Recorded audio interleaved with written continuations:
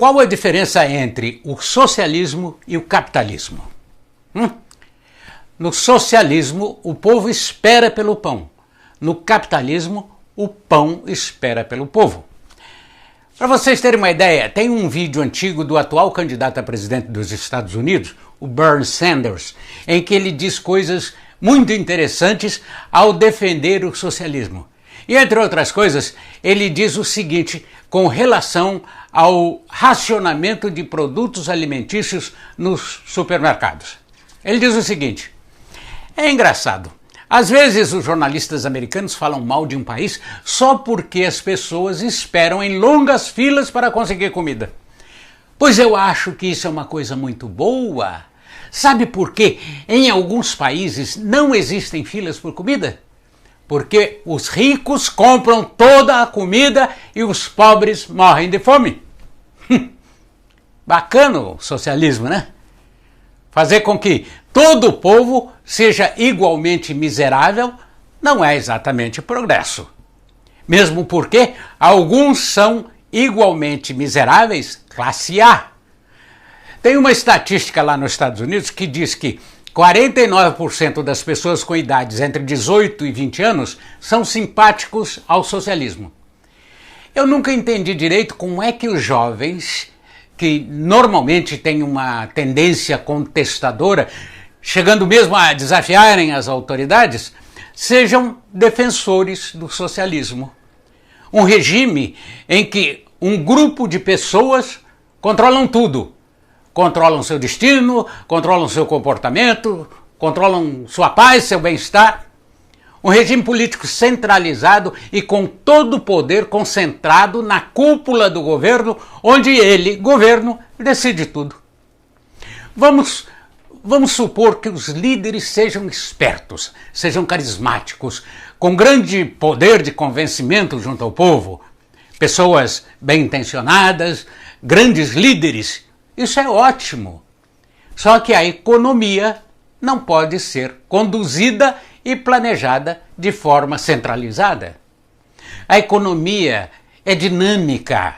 Ela envia pistas e sinais que mostram a sua movimentação oscilante, ora para um lado, ora para o outro.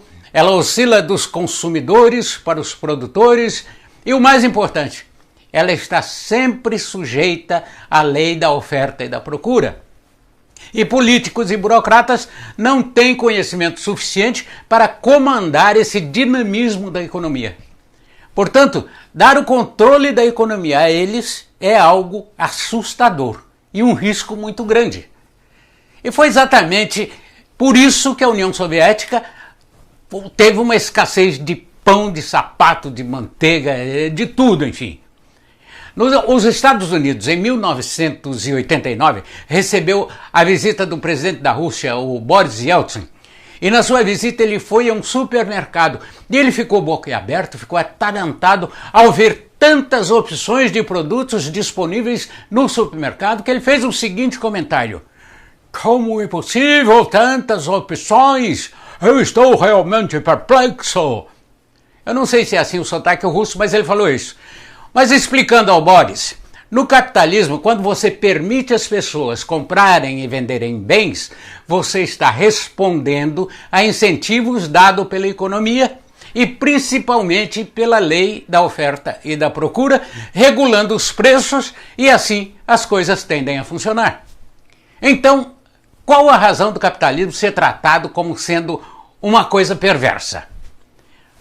Talvez porque o capitalismo só tenha 1/3 da simpatia dos adolescentes. Na verdade, o capitalismo nada mais é do que a economia controlada pelas pessoas ao invés do Estado para gerar lucros. Dirá um mal-humorado radical: o lucro é perverso. Não, o lucro não é perverso. O lucro é uma recompensa a alguém que produz alguma coisa que outras pessoas querem comprar. No sistema capitalista, essa troca é voluntária. Mais que o dinheiro, as pessoas valorizam o bem e com isso todos ganham com a troca.